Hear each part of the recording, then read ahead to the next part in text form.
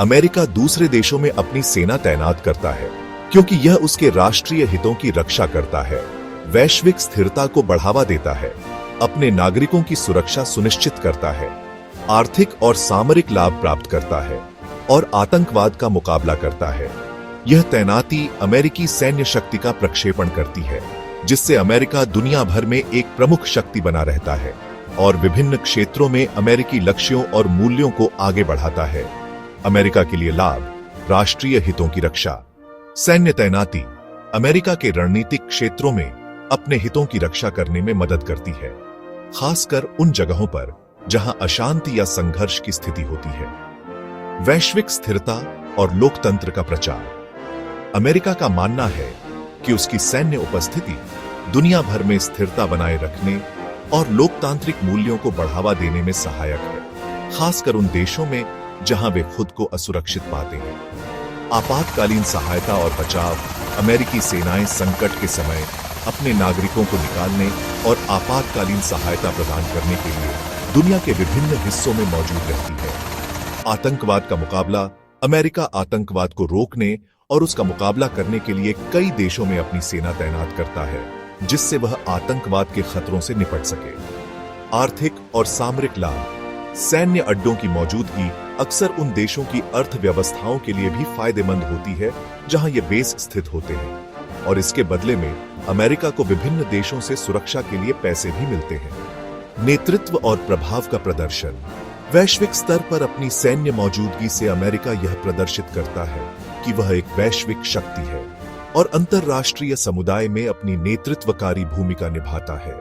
रणनीतिक प्रतिक्रिया के लिए तत्परता।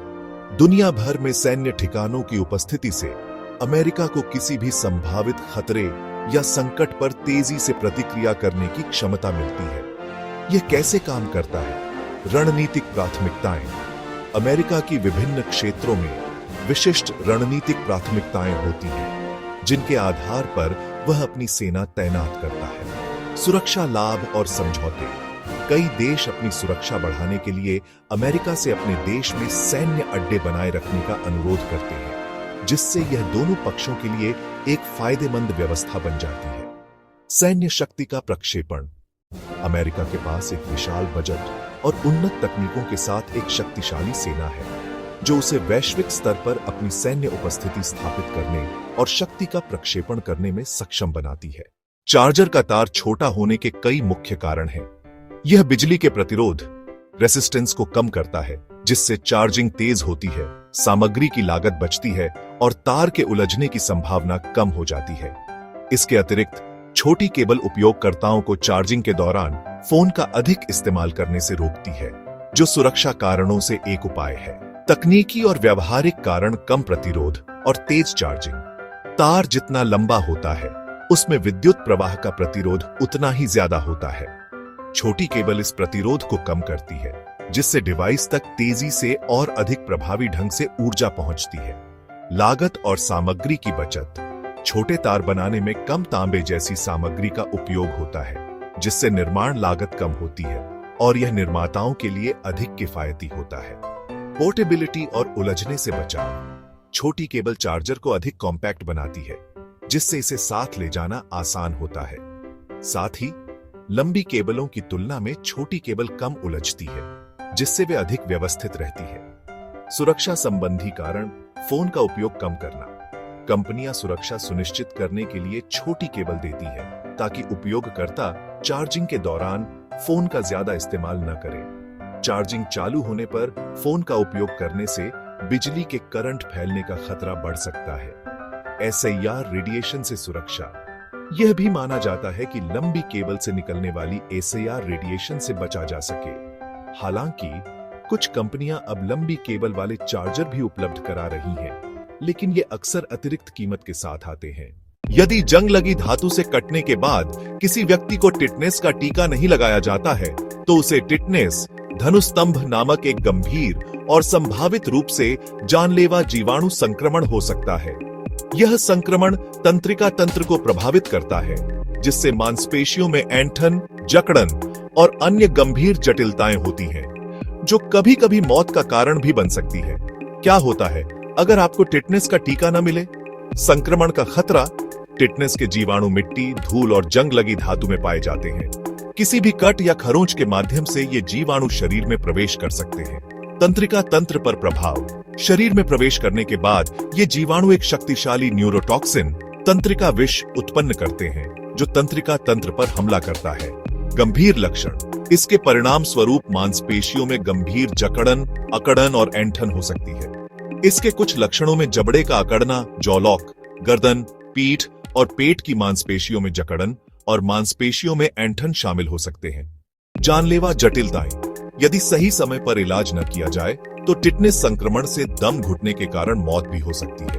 क्या करना चाहिए? तुरंत चिकित्सा सहायता लें। जंग लगी धातु से चोट लगने पर जितनी जल्दी हो सके डॉक्टर को दिखाएं और आवश्यक टिटनेस बूस्टर टीका लगवाएं। अपने टीकाकरण के इतिहास की जानकारी रखें। यदि आपने पिछले 5 सालों में टिटनेस का टीका नहीं लगवाया है तो आपको बूस्टर खुराक की आवश्यकता हो सकती है। घाव की सफाई। कट या घाव को तुरंत ठीक से साफ करें, क्योंकि यह संक्रमण को रोकने में मदद करता है। हनुमान जी को सूर्य देव ने अपनी किरणों से तेज प्रदान किया था। महाभारत में अश्वत्थामा को अमृतत्व का वरदान प्राप्त था। भगवान विष्णु ने मोहिनी रूप धारण कर देवताओं को अमृत पिलाया था। रामायण में लक्ष्मण ने 14 वर्षों तक सोने का त्याग किया था। महादेव को भोलेनाथ इसीलिए कहा जाता है क्योंकि वे अपने भक्तों से जल्दी प्रसन्न हो जाते हैं। हनुमान जी को सूर्य देव से शिक्षा प्राप्त करने का अवसर मिला था। रामायण में हनुमान जी ने सूर्य को फल समझकर निगल लिया था। भगवान विष्णु का चक्र, सुदर्शन चक्र, अत्यंत शक्तिशाली माना जाता है। भगवान विष्णु के गरुड़ वाहन को अमृत का रक्षक माना जाता है। ब्रह्मा जी को सृष्टि का रचयिता माना जाता है। रामायण में रावण ने अपने बल से कैलाश पर्वत को उठाने का प्रयास किया था। भगवान कृष्ण ने अर्जुन को विराट रूप का दर्शन दिया था। महाभारत में भीम का बल 10,000 हाथियों के बराबर बताया गया है। भगवान गणेश की परिक्रमा करने का विशेष महत्व बताया गया है। भगवान कृष्ण ने कालिया नाग का वध नहीं किया, बल्कि उसे यमुना छोड़ने का आदेश दिया था। नरसिंह अवतार में भगवान विष्णु ने हिरण्यकश्यप का वध किया था। शिवजी का त्रिशूल तीनों लोकों का प्रतीक माना जाता है। भगवान गणेश का एक दांत परशुराम के वार से टूट गया था। रामायण में संजीवनी बूटी हनुमान जी लेकर आए थे। महाभारत में यक्ष प्रश्न का उत्तर देने पर युधिष्ठिर को अपने भाइयों को पुनः जीवित करने का वरदान मिला था। शिवजी ने गणेश जी का सिर काटकर उन्हें हाथी का सिर लगाया था।